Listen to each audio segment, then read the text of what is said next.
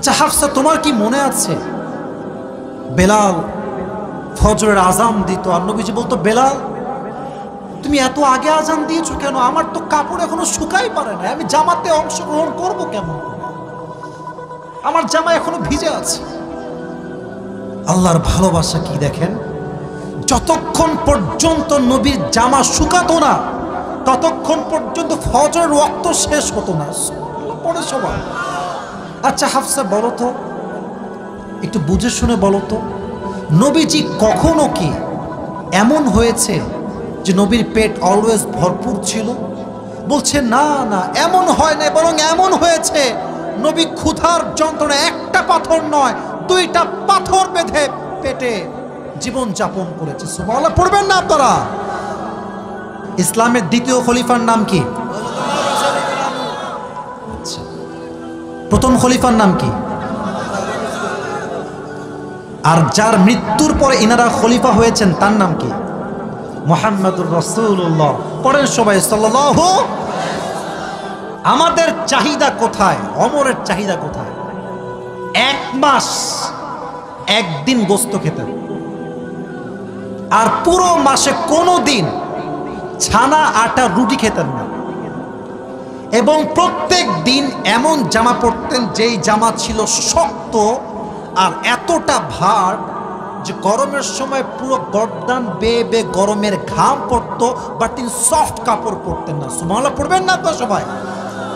এবার সাহাবা ইকরামরা সবাই মিলে পরামর্শ করলো, যেহেতু দেশ বিজয় হয়ে গিয়েছে, রাষ্ট্রের খাজনায় কয়েক হাজার কোটি টাকা ঢুকে গিয়েছে, অনেক টাকা সম্পদ, পুরো খাজানা ভরপুর, আমাদের মনে হয় যে ওমরে ফারুকের সিস্টেমটা চেঞ্জ হওয়া দরকার, সম্মান চেঞ্জ হওয়া দরকার। আরে এখন তো সুন্দর জামা পরবে, চারপাশে গোলাম থাকবে, সুন্দর বাড়ি হবে, সুন্দর জামা হবে, এখন তো অনেক টাকা রাষ্ট্রের কোষাগারে। কিন্তু কে বলবে? ভয়ে কেউ বলে না, কারণ সাহাবীদের মাঝে সবচাইতে বেশি রাগী সাহাবীর নাম হচ্ছে ওমরে ফারুক। পড়েন সবাই আল্লাহু আকবার। কাকে দিয়ে বলাবে? এ মুরব্বি মুরব্বি, একজন মুরব্বি আর কেউ না। যুবক হয়ে যায়, একজন না 2জন যাচ্ছে, বসে পড়ো। একজনও যাবেন না, ওয়াদা করছি না আমরা সবাই ইনশাআল্লাহ। সবাই একটা কাশি দেন আর একবার তাকবীর দেন, একবার জোরে সরে লিল্লাহি তাকবীর। কে যাবে এই প্রস্তাব নিয়ে? কেউ সাহস পাচ্ছে না। তো আলী বলছে, শোনো, তোমাদের দিয়ে এটা হবে না, তোমরা আয়েশাকে ডাকো রাদিয়াল্লাহু তাআলা আনহা, এবং তোমরা ওমরে ফারুকের মেয়ে হাফসা রাদিয়াল্লাহু তাআলা আনহাকে ডাকো। 2জন আসছে, সবাই মিলে গিয়েছে ওমরের কাছে। আম্মা জান আয়েশা ডাক দিয়ে বলছে, আমিরুল মুসলিমিন ইয়া খলিফাতুল মুসলিমিন, ছোট্ট একটা আবদার আমরা নিয়ে আসছি। কি আবদার বলেন সবাই, কি আবদার?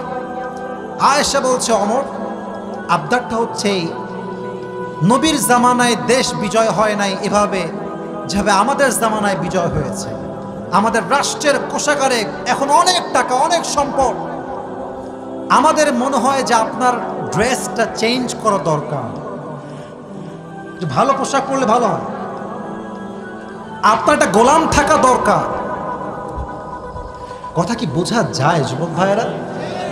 আপনার প্রত্যেক দিন গোস্ত মাছ খাওয়া দরকার, আপনি খলিফাতুল মুসলিমিন, আপনার সম্মানই হবে আলাদা যুবক ভাইয়েরা, ঠিক কিনা বলেন?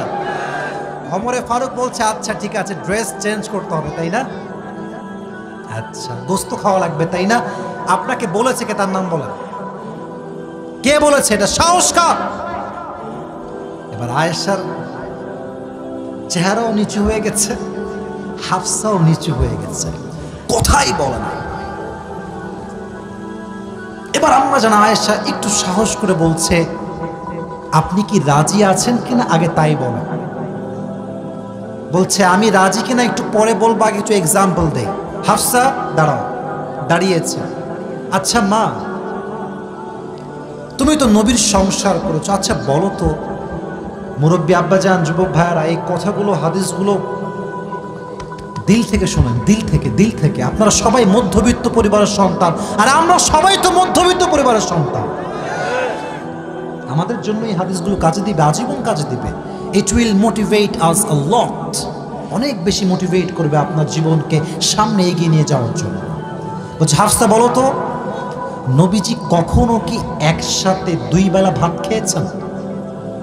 হাফসা বলছে ওয়াল্লাহি নাম, আপনি সত্যি বলেছেন, নবীজি কখনো একাধারে 2 বেলা ভাত খায় না। সকালে খেলে রাতে খেতেন, রাতে খেলে তারপরে দুপুরে খেতেন, দুপুরে খেলে তারপরের দিন সকালে খেতেন। নবীজি পুরো জীবনে কখনো একসঙ্গে 2 বেলা ভাত খায় না। সুবহানাল্লাহ। আচ্ছা হাফসা বলো তো, আমার প্রিয় নবী কখনো কি ডাইনিং টেবিলে ভাত খেয়েছে? ওয়াল্লাহি নাম, আপনি সত্য বলেছেন, নবীজি কখনো ডাইনিং টেবিলে একটা মুহূর্তের জন্য বসে ভাত খায় নাই। সুবহানাল্লাহ পড়বেন না আপনারা? একদিন হাফসা ইচ্ছা করে একটা প্লেটে ভাত নিয়ে টেবিল রেখে দিয়েছেন। নবীজি এসেই বলছে হাফসা আমার ভাত টেবিলে কেন, নামায় দাও, জমিনে দাও, আমি তো আল্লাহর গোলাম, আমি গোলামের মতো খেতে চাই, বাদশাহ হতে চাই না। সুবহানাল্লাহ পড়বেন না আপনারা? আচ্ছা হাফসা তুমি তো নবীজির বউ, বলো তো নবীর ঘরে কাপড় ছিল কয়টা? কাপড় ছিল কয়টা? হাফসা বলছে নবীর কাপড় ছিল মাত্র একটা। এখানে কি এমন কেউ আছে যার কাপড় মাত্র একটা? আমি আমারটা বলি, ইটস নট শো অফ। আমার জুব্বা কয়টা, আমার কোটি কয়টা, আমার ঘড়ি কয়টা, আমার ব্লেজার কয়টা আমি বলতে পারবো না, আমার গণনাই নাই। আস্তাগফিরুল্লাহ, শো অফ করছি না, মাআদাল্লাহ, অহংকার করছি না। উদ্দেশ্য হচ্ছে নবীর জীবন কোথায় আর আমাদের জীবন কোথায়, ঠিক কিনা বলে? একটা জামা পরতে। আচ্ছা হাফসা তোমার কি মনে আছে বেলাল ফজরের আজান দিত আর নবীজি বলতো বেলাল তুমি এত আগে আজান দিয়েছো কেন? আমার তো কাপড় এখনো শুকাই পারে না, আমি জামাতে অংশগ্রহণ করবো কেমন করে? আমার জামা এখনো ভিজে আছে। আল্লাহর ভালোবাসা কি দেখেন, যতক্ষণ পর্যন্ত নবীর জামা শুকাতো না ততক্ষণ পর্যন্ত ফজরের ওয়াক্ত শেষ হতো না। পরে সবাই। আচ্ছা হাফসা বলো তো, একটু বুঝে শুনে বলো তো, নবীজি কখনো কি এমন হয়েছে যে নবীর পেট অলওয়েজ ভরপুর ছিল? বলছে না না, এমন হয় না, বরং এমন হয়েছে নবী ক্ষুধার যন্ত্রণা একটা পাথর নয় 2টা পাথর বেঁধে পেটে জীবন যাপন করেছে। সুবহানাল্লাহ পড়বেন না আপনারা?